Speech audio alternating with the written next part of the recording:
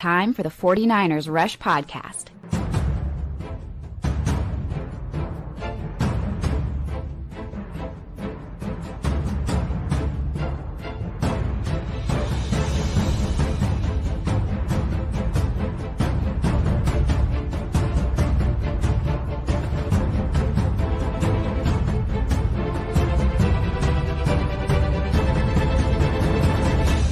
And here's your host, John Chapman.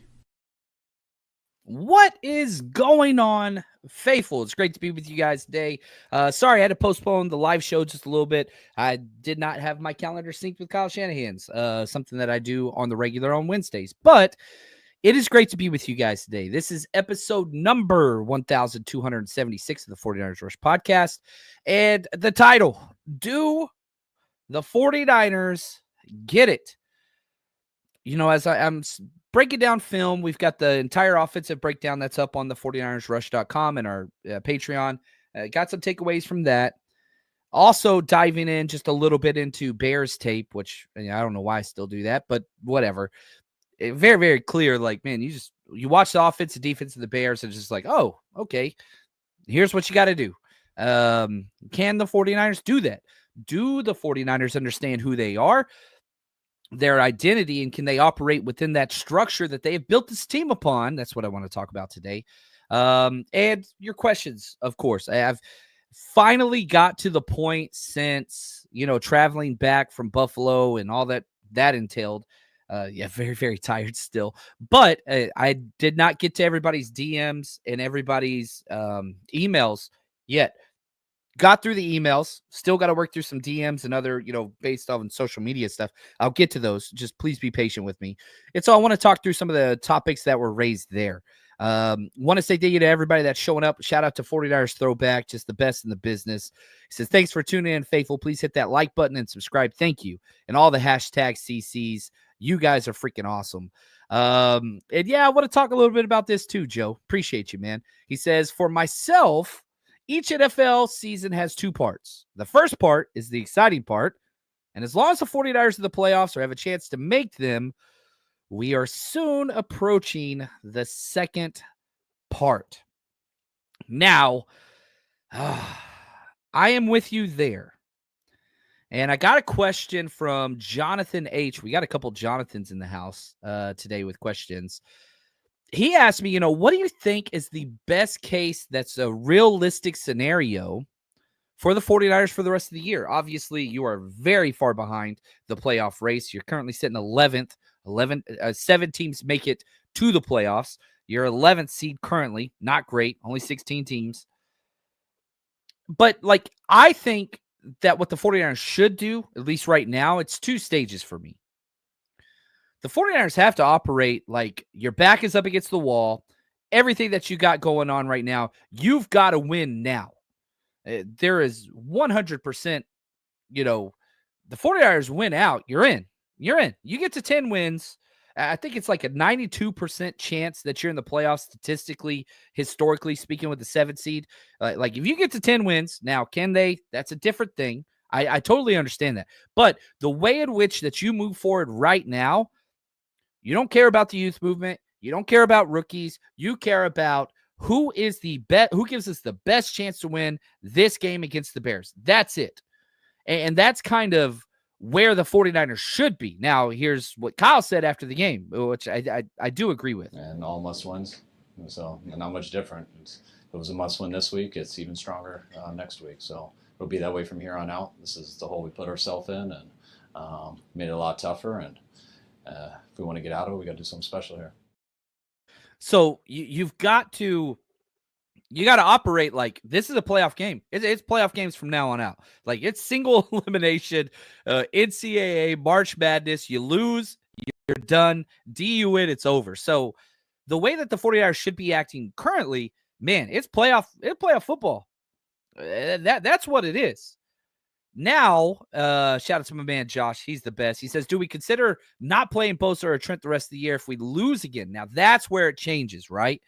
And so where my thing is and how the 49ers have mishandled certain things, man, you're getting blown out the past 2 weeks. We still got Jake Brendel out there. Why? Why is Jake Brindle playing? He's 30-plus years old. Like, let's see something from somebody else. We saw what happened with Aaron Banks is out. You put it Ben Barch, and it's like, what the hell? We had this great player sitting there. We've put up with back-to-back years of terrible left guard play when Ben Barch is just sitting there. Like, who would have guessed? Same thing with Evan Anderson. Same thing with Sam Aquanu. Doing the same thing. D Winners, up and down, up and down.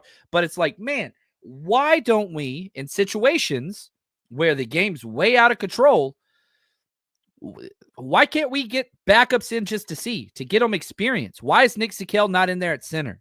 Why is Jacob Cowing not getting routes? Why Jalen Moore in for Trent Williams late last week obviously didn't work out. But Jalen Graham, Robert Beal, like there's guys you got to get in there in those situations. So if you lose, you should automatically bench. Devondre Campbell should not get another snap the rest of the year. Jake Brindle should not get another snap the rest of the year. Leonard Floyd, you want to rotate him in there. Yeah, cool. But like, dude, those guys, they have they are on the backside of the peak of their career and have been for a long time. Why don't you see what you have? So it's a twofold answer. No, like Trent and them should be playing right now. Now let's jump to the injury report that's just fresh off the press. Did not practice today. Nick Bosa, Aaron Banks, DFF, Trent Williams. None of those guys practicing today, Wednesday. Limited, Diamador Lenore, Dre Greenlaw, Talanoa Hufanga. That's where we're at. That's where we are with the current injury report. They're practicing right now as we are talking. Now, something that came out that I thought was really interesting, the 49ers, again, Kyle Shanahan, I do believe, is a somewhat honest person whenever it comes to press conferences and all those things, not with injuries. Like, the 49ers have been fined. They've gotten in trouble. Jordan Mason stuff. Like, Kyle manipulates things because he thinks it gives the team a healthy advantage for whatever reason. He came out and was asked about Ricky Pearsall. I did not have time to get these clips up. That's my fault. But he was asked about like Ricky Pearsall having 0 catches despite spending a first-round pick on him in 3 consecutive games whenever wide receivers are all banged up, whatever else. And he said that, man, Ricky Pearsall got banged up in the Green Bay game. Never was reported, never talked about, whatever else. And like, man, I'm just like, good Lord. This kid, Ricky Pearsall, tough as hell, but man, he's tough. That dude has been nothing but injured since we drafted him. Never missed a game in college. 2 separate schools, 5 years. Tough. Since we drafted him, he's had not one but 2 hamstrings. He's had not one but 2 shoulder issues, not to mention getting shot and recovering from that. And now he was banged up in the Green Bay game. We don't know what the hell that is, what that injury is. But you're talking like, man, this dude has just been injured. That's how many injuries he's had since we drafted him. Tough as hell, played through it. Not effective at all. Not good tape at all. Not good routes at all. There were 2 plays, going through just the Buffalo game, our most consistent, where he was wide open. One of them was one of the worst passes I've ever seen Brock Purdy throw. The duck out of his hands. Brock can't grip the ball in wet weather. And then Ricky Pearsall fell down.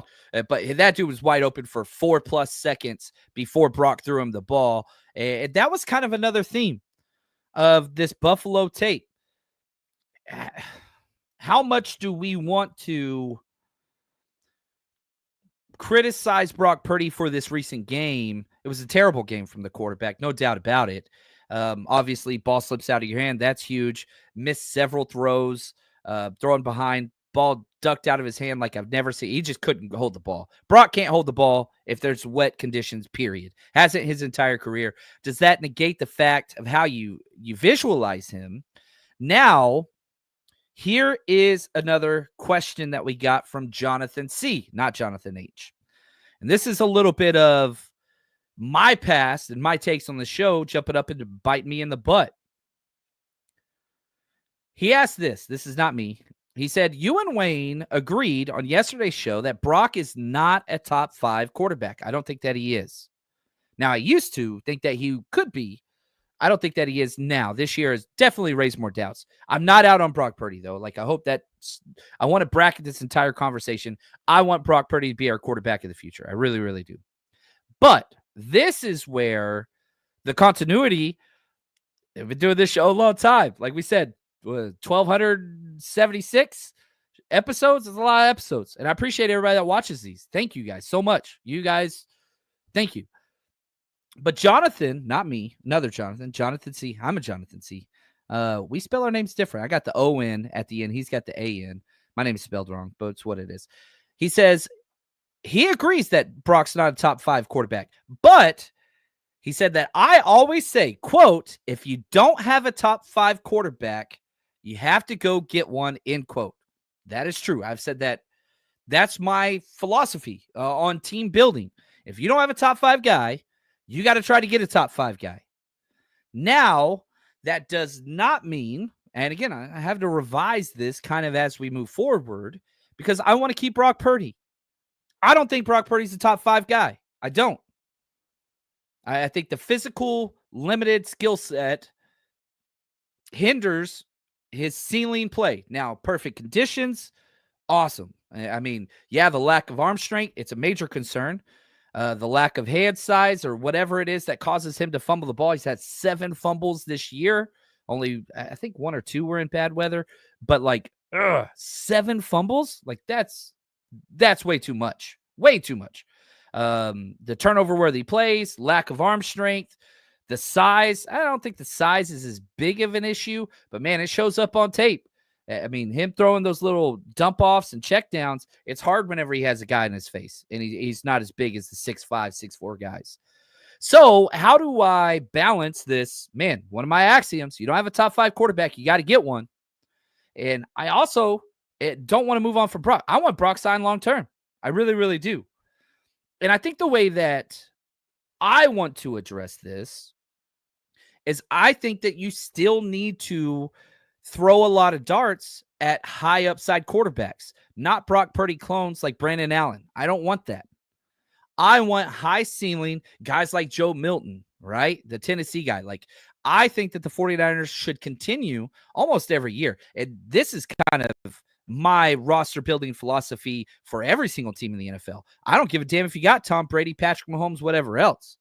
I'm spending late round picks, 5th, 6th, 7th, really 6th, 7th round, maybe 5th round. 5th round's still a premium. I see like you can get instant upgrades there, but 6th, 7th round, undrafted free agents, I'm going after these high caliber, quarterbacks with height, weight, speed, arm strength.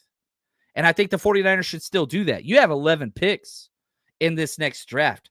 I think the 49ers should draft a quarterback. One, it'll save you money on cap space. Not saying you should make them your number 2 or whatever else. But you go get guys that you think now, usually those quarterbacks don't fall there. Shoot, I want to go look just real quick, just at the draft last year or this year, 2024. And again, we're kind of working through this as we're doing this. But okay, Joe Milton went in the 6th round. Jordan Travis went pick 171. Those are the types of guys that I think the 49ers should be going after. Like those types of guys, these high-end physical, whatever. Shoot, let's go back to 2023 and let's look at quarterbacks there at the back. Man, there was nobody. Max Duggan, no. Tanner McKee, no. Jaron Hall, no. Sean Clifford, no. Dorian Thompson Robinson, that was a pretty terrible draft. We've had some bad quarterback drafts. But like last year, oh, dude, there are guys that you can get late. So that's how I kind of, remedy or kind of hold those two thoughts that are conflicting. Because I don't know. Do you guys, let me ask you guys, do you believe, is there anybody here that believes Brock Purdy is a top 5 quarterback? Or could be a top 5 quarterback? Is there anybody else that kind of sees it that way? Because I don't know. Let's see here. I'm trying to catch up. Sorry, I've neglected the chat earlier. Thank you everybody for all the hashtag CCs. But I want this to turn into a little bit of a conversation and a sounding board. Not do you think Brock should sign? Not do you think the 49ers should sign Brock? That's going to take place. The 49ers are going to sign Brock Purdy. How much? We'll deal with that later. But do you think that Brock Purdy is or can be a top 5 quarterback? I think that is an important question. And for me, even if you think Brock is or can be a top 5 quarterback, I still want to take late dart throws on high-end valued quarterbacks that could do it. And all, like, again, Josh Allen is an anomaly. There's not a lot of them. And you're not going to get a Josh Allen in the, fifth, sixth round, but take that for what it is. Matt says, Kyle could have had Tom Brady in at least one Super Bowl. Nope. He's stuck with Garoppolo. Says it all. Yeah, that was rough, man. Tom Brady sucked that year before. I mean, he was awful. He was awful. Now, that team was awful that he was on with the Patriots. And, you move him down to Tampa Bay, and then it was like, okay. And yeah, I do think that he wanted to come here. But anyway, right here, the Sentinel of CJ Stroud had a game like that. Would the Texans fans be calling for him to get lowballed? No, and again, I don't want to make this about contract. And I know that that's a part of this piece, right? So, like, where do you value Brock Purdy as far as his peers? That's what I care about. The contract numbers, they're not moving on for Brock Purdy. That's not going to take place. So just where do you think that he could fit in?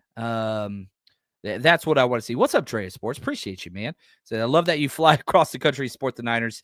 You kick butt, John. Thank you, man. My whole thing is trying to create space for community and 49ers fans to get together. Hopefully we do a good job with that. It's hard to make everybody happy. People get mad over the weirdest things. But anyway, let's see here. No, that's not really what I wanted to focus on.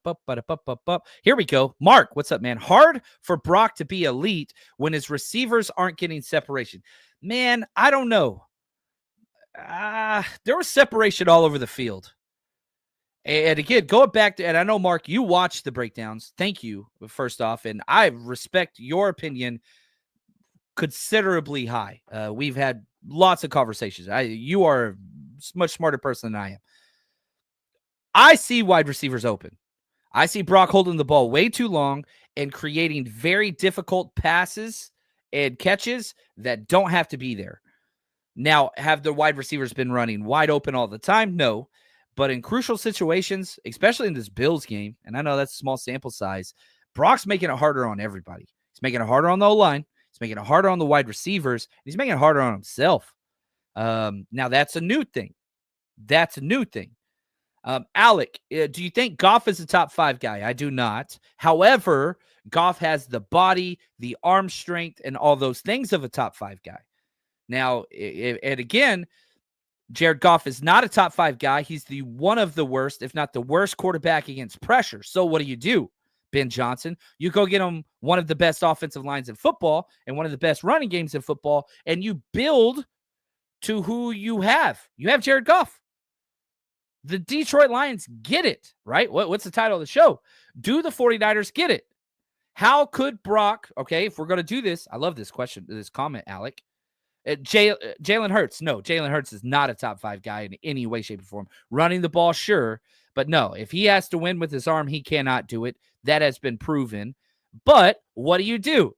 Jalen Hurts is not a top 5 guy. It was like exact situation Brock Purdy's in now. Jalen Hurts was in last year. So what do? You invest more in the offensive line and you go get the best running back in free agency, Saquon Barkley. Now he's like an MVP candidate. You surround, you build around. So my question in this whole episode, do the 49ers get it? Who is Brock Purdy? Brock Purdy is a distributor that can improvise and has great, quick speed burst that can get, if all's covered, he can create. All's covered, he can create. But you have to build around the run game. Screens, layups, play action, run the ball, get the ball out quick. Do the 49ers get it? That's what it is. We have what works. It's been proven. So why is it no longer working? Well, we're no longer doing those things. In the Bills game, you ran more screens than you had all year. And guess what? Brock Purdy had his worst game except for in the screen game. That was his highest passer rating. That was the highest completion percentage. It was the most yards per whatever. Like, that was the best part of Brock's game, the quick, easy screens. But again, I want to divorce this Bills game, even though I'm struggling because that's recency bias. It's what I just saw. It's what I just broke down, all those things. But it's like, man, bad weather, Brock ain't it. Brock ain't ever going to be it. I may never bet the 49ers ever again if it's raining and Brock Purdy is our quarterback. If it's wet, I'm not touching it. Like, Brock is guaranteed to fumble almost every time it rains. Almost every time. He's got 7 fumbles lost this season. And I think he's played 10 games. Only missed one. So, no, I do not think that Goff is top 5. I don't think that Hurts is top 5. But they built to the strengths of him. We have not done that. Now, Kyle thought, and I think Brock doesn't like play action. He hates turning his back to the field. Brock loves empty sets. We suck at empty sets. We should never have an empty set again for as long as Kyle Shanahan and Brock Purdy are here. We suck at it. But that's what Brock wants, but I don't give a damn what you want. That's my job as a coach. You might feel more comfortable. You're not that good at it. Brock Purdy sucks at empty sets. We're terrible. Go 4th and 2 empty set all the damn time. Just stupid. There was one point, even in this Bills game, you had 7 consecutive runs, all for positive yards, and then we fake motion Jordan Mason out and go empty set. And guess what? Offensive drive stalled there. We got no points on that drive, even though we had 7 positive rush plays. Ugh. I don't care. I don't care what Brock wants. You do what I say. I'm the coach. You might feel more comfortable. Nah, you're not good at it. You're not good at it. Right here, Sonia. What's up, Sonia? You're awesome. Not counting Purdy taking over from Jimmy. He played a full season last year plus this season. This is technically the sophomore slump. I'm cool with that. So, again, my question, and maybe I got to scroll down more. Do you guys think, is Brock Purdy a top 5 quarterback, or can he be? James says, if you've got a top 10, you could build up to the possibility of being a top 5. I'm cool with that. And I'm cool with that. Let's see here. 13 Rock. There we go. No, I'm not one to talk contract. I want to see just top 5. Let's see here. JM, Purdy, not a quarterback top teams look at and think, man, we fear this quarterback. I think that's fair. Matt, yes. John, they should draft one of a quarterback this year. I think so. Let's see here. Purdy's mid. I don't think so. I do like Mordecai on the practice squad. I think that's where he should be. I don't think Mordecai could be a top tier guy. He's more athletic. He's got a stronger arm than Purdy, but he's built like Purdy. Like, you need big quarterbacks. Big quarterbacks are a big deal. One, they take bigger hits. One, they see better. And they can fall forward. Like, that's huge. They don't get injured as much. That's huge. It's not everything. And I freaking love I love Brock Purdy. What's up, Juan? How we doing, man? Post-lunch show, I'll take it. What's up, JC? Yeah, I do the morning show on Wednesdays with Wayne on his channel. That was fun. I got a little mad on that one. Go check that out, the Wayne Breezy. So Wednesday kind of messes up my schedule a little bit, but I kind of like it. No, he says no. Let's see, but he could be right here. He's top 10, not top 5. There we go.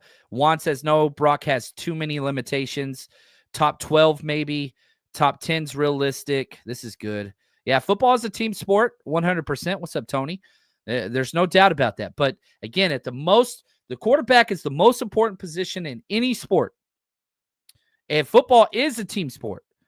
It really, really is. But it's quarterback and everything else. So unless you have the best team ever, you got to have a premium quarterback. Sonia says Purdy is a top 10. Purdy's top 10, and we have all the pieces where he doesn't need to be a top 5 quarterback and still win a Super Bowl. I agree with that. He's a 12 to 13. Yep, he's 6-12. I think that's cool. And again, like you talk about the top 5 quarterbacks, like the instant names: Mahomes, Josh Allen. Josh Allen's would be my one. Lamar Jackson, Justin Herbert. Like those are those guys. Like, are you in that category? You want to throw in Joe Burrow or whoever else, whatever else, I don't really care. Whoever your top 5 guys are. He's played like a top 5 the last 2 years. I agree with that. I do agree with that. Mike, Brock sure seemed like a top 10 last season. Yeah, top 10, I don't think people are disagreeing with, especially last season. Now, my questions on if he could be a top 5 guy have risen. I think a lot of you guys agree with me. And again, not saying you don't keep Brock. You keep Brock. You keep Brock. But the questions have gained steam. Crazy Juice says, I think he could be a top 5. There we go. Let's see here. Yeah. I like this conversation. Oh, what's up, Eric? How you doing, man? It's hard to say. Can he win with the right team? Sure. Will he be a Josh Allen, Lamar? No. But a Brady? It's possible. Ooh, Brady had way better arm. Brady way bigger. But that's not what made Brady Brady.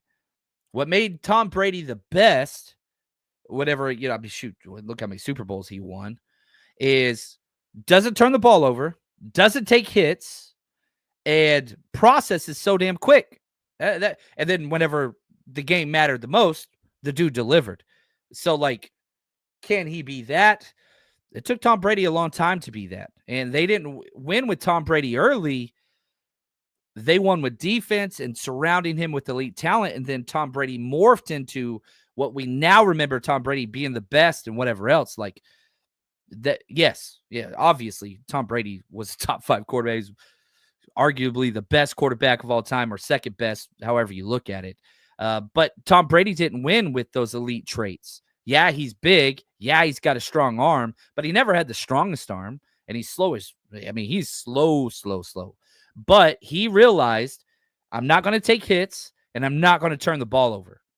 That's what, and so he learned that from it. And then whenever you listen to Tom Brady call games, I'm not a Tom Brady fan, by the way. I can't stand the dude.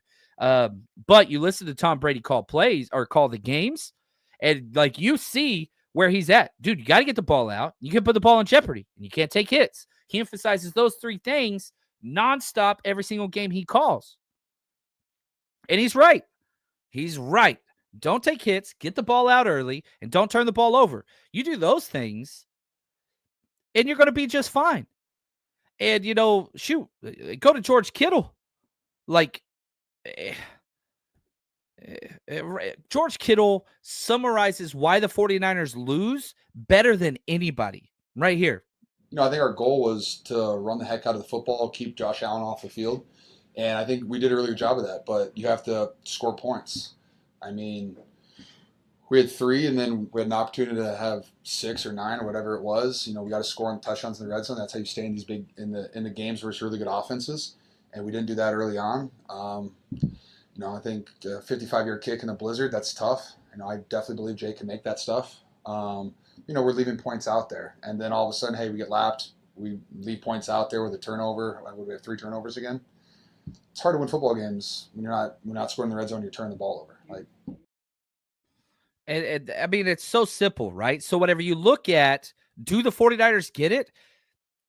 I want to say yes, because you go into the Bills game and you're like, man, run the ball. And it worked early on until the injuries started piling up. And then you started throwing the ball like crazy, and then you started turning it over. And so it's like, man, they get it. They understand. I think that they do, at least offensively. Now, special teams and defense, that's a whole nother thing. But this idea of, man, Brock Purdy, you look at the 40, that dude is turned into a turnover machine. And I don't understand. You just look at our ranks. We are 27th offensively out of 32 teams on turnovers offensively. We turn the ball over. We're a bottom 5 team in turnovers. You want to know why the offense is what it is? We can march the ball up and down the field all day. We can get all the yards out there that we want to, but you can't turn the ball over. You look at these back-to-back games, you turn the ball over 3 times each in the second half. Defense forced no turnovers. None. Yeah. Defense is different, okay? The defense is I want to talk about the defense. We'll do that in the second half of this show. But I'm like, okay, who are the 49ers? I truly believe, and maybe I'm an idiot. I know I'm an idiot. A lot of people right here listening to this just said, yeah, you're an idiot. And that's okay. I may not be smart, but I know what good football is. And the good football is this. You have a play caller, and you have a good quarterback, and you have an identity. And if you can build around those things, then I think that you could be a winning football team. The 49ers have been a winning football team, since the third year Shanahan was here, 2019 forward, period. Yeah, obviously 2020, obviously this year, not great, but the formula is there. Kyle Shanahan, even if you hate him and you think he's a jerk and he's too arrogant and, won't take responsibility, whatever it is, your Kyle Shanahan critique, set that aside or keep it. I don't give a damn. But the dude can call plays. You watch this Buffalo tape, dude, the plays were there. You ran for 120 yards in the first half. It was great. It was great. I mean, the plays have been there all year. But if the quarterback can't protect the ball, that's where a question arises. But if the 49ers keep Kyle Shanahan and Brock Purdy, which those two are going to be together, Brock ain't going nowhere. But if you commit to building around the run game, you're going to have success. That's all that it takes. I don't give a damn this week. Even let's look at micro. You're about to play the Bears. And your top 3 running backs are out, right? Christian McCaffrey, done. Jordan Mason, done. Elijah Mitchell, done. Cody Schrader would have been our 4th best running back, but that's okay. Now you got Isaac Orlando. And you got Patrick Taylor Jr. just got elevated. You got Israel Abakananda, or however you say that. You got Keyshawn Vaughn. I don't give a damn. I don't care. I'm not an Isaac G guy. I'm just being honest. I'm not. I don't care. He should have 20 carries this game. Patrick Taylor should have 15. You are who you built your team around, which is a dominant run game, play action passes, screens, jet sweeps, layup plays. That's who you are. Go back to who you are and then build appropriately in the future, and you're going to be fine. But this Brock Purdy throwing the ball 35 times a game, bull crap, that's not how you win. Empty sets where there's not even the illusion of a running game, that is not how you win games, period. Man, how many times has Brock Purdy thrown for over 30 times this game? He did against Tampa. He did against Kansas City. He did against Arizona. He did against the Rams. He did against Minnesota. That's 5 times. We went 1-4 in those games. That's not how you win. That's not how you build. You build on the run game, play action pass, layup screens, physicality. And that was there. That was there this game. Now, the only way that you can stay running the ball is if the game is close. You're getting blown, the door's blown off your defense. That makes it hard when you don't keep pace and you don't score in the red zone, just like what Kyle said. Just like what Kyle said. So, do the 49ers get it? At times they do. At times they do. Do they always? No, they don't. Now, let's go talk about where they do not get it. And that's on the defensive side. Now, if you guys haven't bet with us yet, you have 1 week left for a 100% deposit bonus at my bookie. You only 1 week. It's going to cut down to 50% after that. So if you've been on the fence, it's time. Go get your free money, man. You know football. You watch all the games. You know what's going to happen before it actually does. So why don't you put your knowledge to the test over at MyBookie, where you can bet on everything. Go to mybookie.ag, use promo code 49ERS, 49ers, or scan this QR code next to me, and they're going to match your initial deposit. Put in 50, you get 50. Put in 100, you get 100, all the way up to $1,000. Plus, you can bet everywhere. California, Texas, doesn't matter. I've been in California for years. I've used it for 6 straight years. Easy to get money in, easy to get money out, trusted source, and you can bet on anything you want. You want to bet on politics, any sport, you name it. They've got the casino if that's your thing. You name it, MyBookie is there for you. Now, Make sure you use promo code 49ERS to get that double deposit. And MyBookie, bet anything, anytime, anywhere, only with MyBookie. All right. Now let's go to the other side of the ball. A 49ers fan, fire Sorensen and get a legitimate DC. Yes. Nick Sorensen is awful. I don't think that there were a lot of people pushed back early on. Like good film people that literally watch the coach's tape and understand X's and O's and whatever, that pushed back against my criticism of Nick Sorensen early. But it was just like, man, hopefully he'll get there. Hopefully he'll get there. Hopefully he's only gotten worse and worse and worse and worse. And you could say, well, the injuries have gotten worse, worse, and worse. That is correct. But let's talk briefly about how the 49ers don't get it. And this is defensively. This is a big deal. And right here, 49ers throwback. Thank you. For example, Kyle Shanahan is satisfied with Nick Sorensen. That's crazy to me. That is crazy to me. So let's address how bad we are defensively first. Then let's talk about what to do about it. There are a few, again, who are the 49ers? Stop the defensively. Stop the run to earn the right to rush the passer. That's just the philosophy. Saleh, D'Amico, Wilkes, all those things. And I think Sorensen has echoed those sentiments as well. I will no longer cut up Sorensen film clips. That dude, one, he's boring as hell. Two, has not earned the right to be on this show. No, that dude doesn't belong here. Don't belong. And I hope he gets paid out the rest of his contract after he gets fired and moves on and has a great time and a great life elsewhere, coaching somewhere else in a different scheme. Doesn't belong in this scheme. And a different team doesn't belong on this team. He needs to go learn elsewhere. It's just not it. It seems like a really nice guy. Just golly, man. Pet rock, no. So here's how bad it is historically, right? So we build our defense, stop the run, earn the right to rush the passer. Points allowed. We're currently 24th in the NFL. That is the worst the 49ers have ranked since 2018. Okay? So that's 7 years. 7 years. That's the worst we've been at points scored or points allowed scored against us since 2018. Third downs, right? You stop the run, you force teams in third and long, and then we've been good at that. Like the 49ers are the worst team in the NFL at third and sixth and longer. Dead last, 32nd.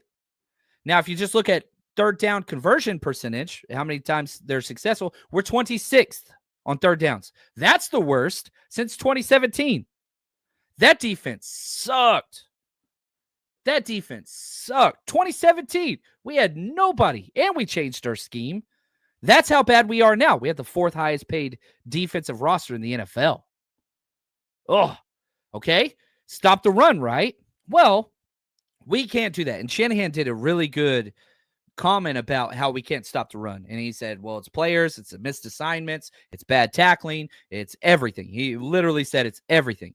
We have given up, we're 31st out of 32 teams. There's only one team worse than us, and allowing rush touchdowns.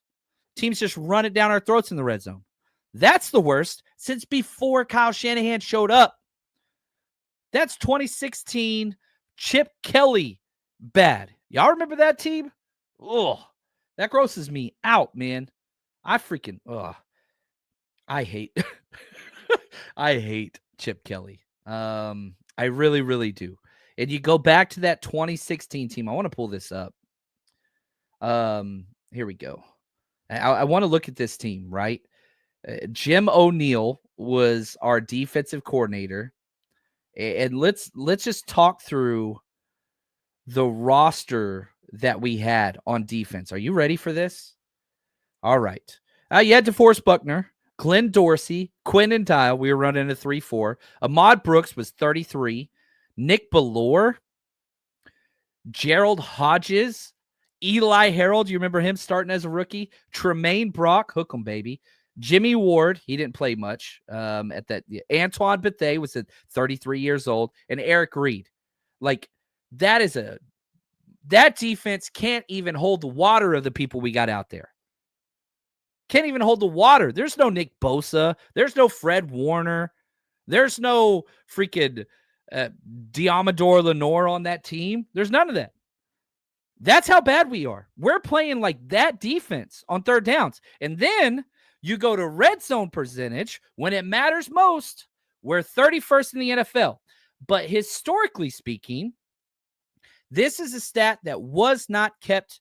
Pro Football Reference is like the best site in the world. I spend more time on that, PFR, than I do anything else in the, like, I love the history that they keep. They only kept track of red zone percentage starting in 1999. It's 2024.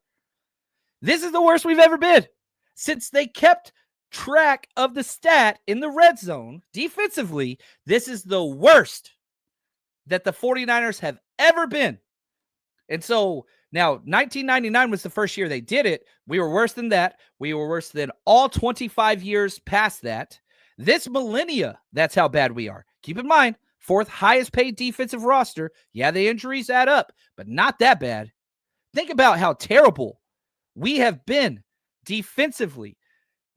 I mean, you can go back through. Shoot, let's look at this. This is freaking ridiculous. This is freaking ridiculous. You can go back to where in 2006 with Nolan, you remember that crap? We went 7-9. We had the worst defense in the NFL, 32nd in points. We still had a better red zone percentage stoppage than we do now. Like Mike Nolan time. Let's see here. You go back to Dennis Erickson, the worst head coach in 49ers history. In my opinion, he's the worst. I'll argue this one till my grave. Hopefully we never get anybody worse than him. We went, like, he ruined a dynasty. We went 2-14. Again, had the worst defense in the NFL points-wise, still had a better red zone team than we do right now.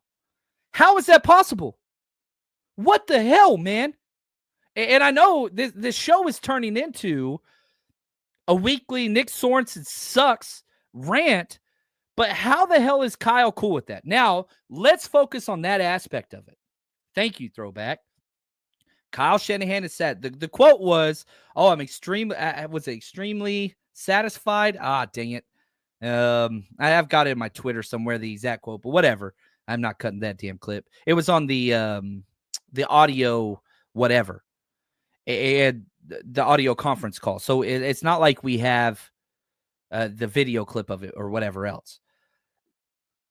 Can you fire him now? Sure. What do you got to do? Put Bullocks or put Staley there? I would do that right now because I have zero confidence or hope in the future of Nick Sorensen whatsoever.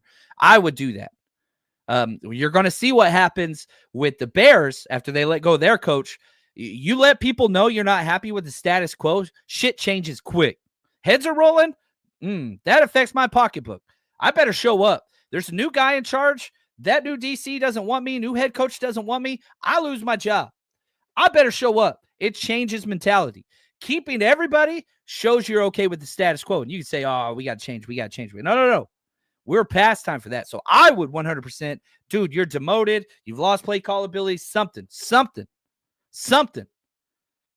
But your long-term replacement is not available at defensive coordinator currently. That's factual. That is factual. You got to get a change. I want Jeff Ulbrich. There's lots of other options out there. There's going to be lots of options out there. And you want to know the silver lining? You know, last year you lose the Super Bowl. You fire Wilkes. We had Wilkes right now. We'd be in the playoff hunt. Guaranteed, 100%. I bet my life on it. Was Wilkes a great DC? No, I don't believe that. But we did have a top 3 defense in every category last year. Would we have a top 3 defense with Wilkes calling the plays now? No, I don't think so. I don't even think we'd have a top 10, but we wouldn't be bottom 5, bottom 10 like we are. I think we'd have an average defense. You put an average defense on this team right now, this current roster, man, guess what? You're probably 7-5. You're in the mix. We can't be in the mix with Nick Sorensen. He will stop this team from being in the mix. He sucks. He's the worst. The most vanilla defense in the NFL and probably college football. I know there's a lot of teams in college football, but it gives him somebody to compete with. It's terrible. Now, is that Kyle's fault? Yes, it is. And I think that is a critique of Kyle Shanahan that will never go away. You have put somebody in a position that cannot be successful, who constantly puts all of his players in a position where they can't be successful. That's on Kyle.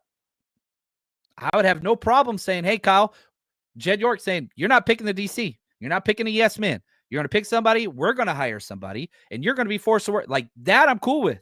Fire Shanahan, I'm not there. I'm not there. We were in the Super Bowl last year.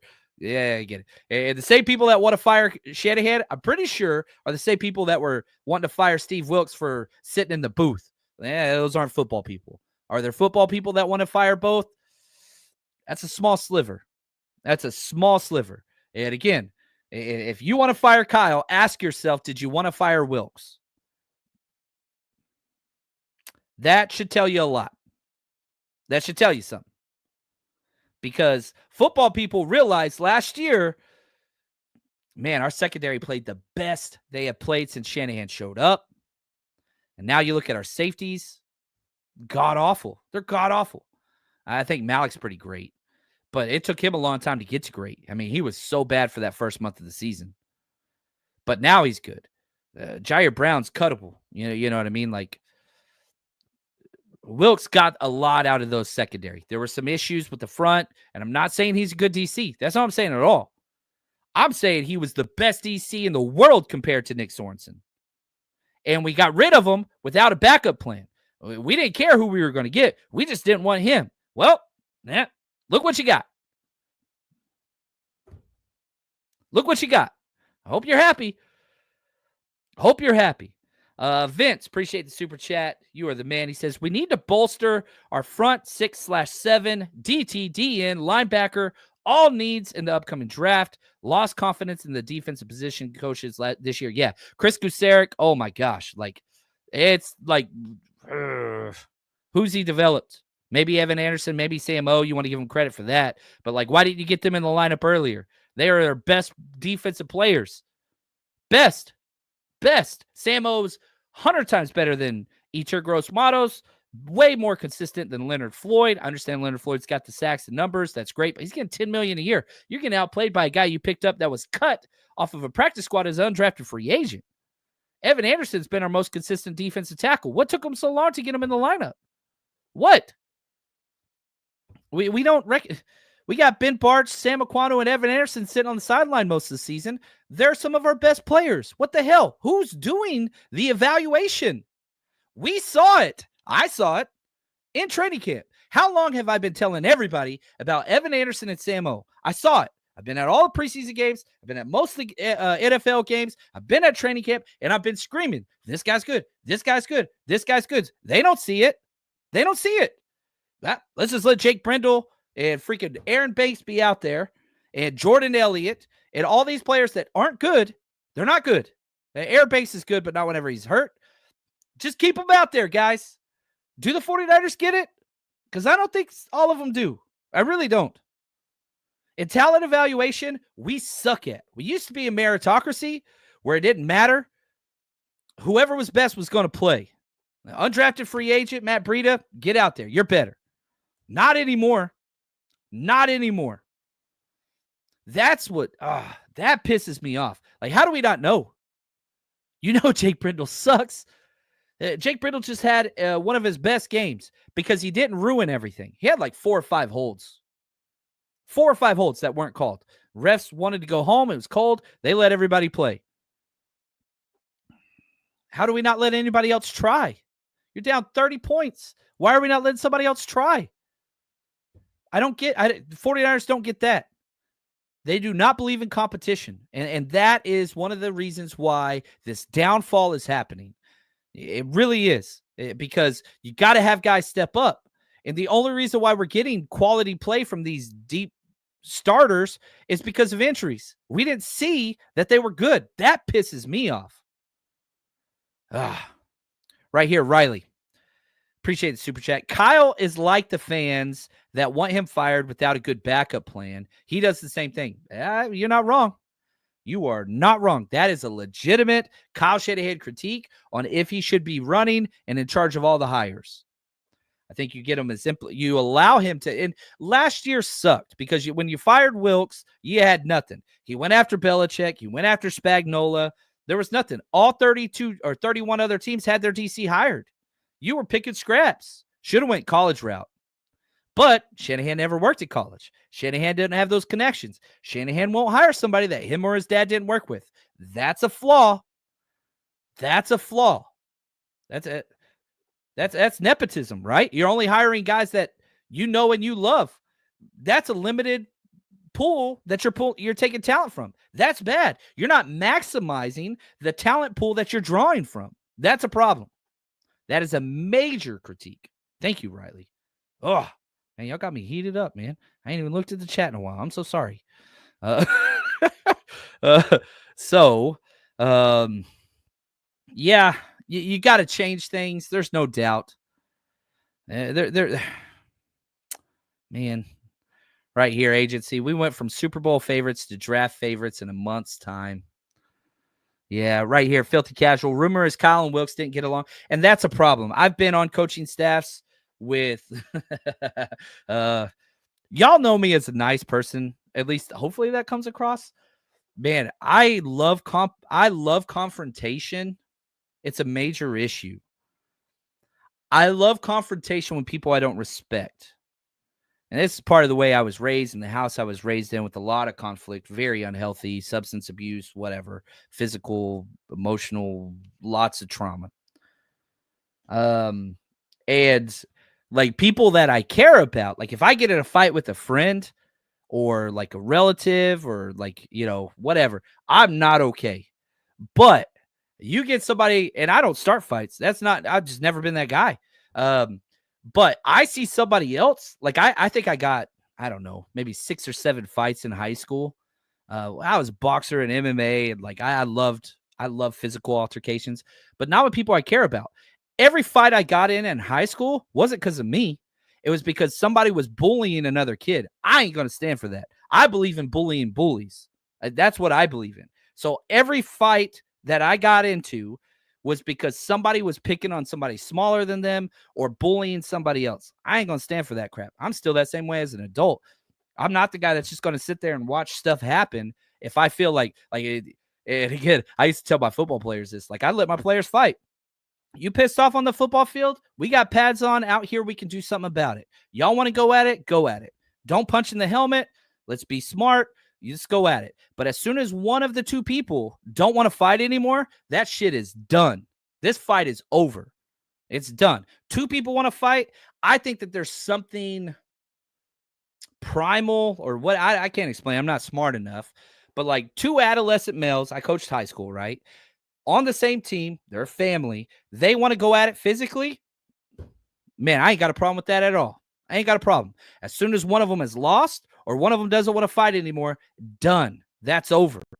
I think that there's value that takes place in that. And I'm sure a lot of people disagree with me. Don't worry, I don't work with kids anymore.